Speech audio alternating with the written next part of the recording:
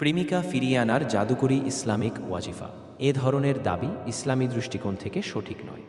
ইসলামে কাউকে জোরপূর্বক নিজের প্রতি আকৃষ্ট করা, জাদুটোনা বা তথাকথিত 100 রেজাল্ট দেওয়ার প্রতিশ্রুতি দেওয়া বৈধ নয়। তবে সম্পর্কের উন্নতি, ভুল বোঝাবুঝি দূর করা এবং প্রিয় মানুষকে হালাল উপায়ে ফিরে পাওয়ার জন্য আল্লাহর কাছে দোয়া ও কোরআনী আমল করার অনুমতি রয়েছে।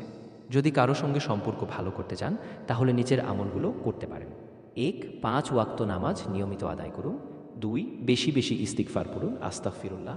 ৩. সূরা ফাতিহা, সূরা ইখলাস, সূরা ফালাক ও সূরা নাস নিয়মিত তিলাওয়াত করুন।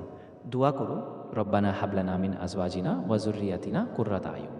৫. আল্লাহর উপর ভরসা রাখুন এবং হারাম বা কুফরি কাজ থেকে দূরে থাকুন।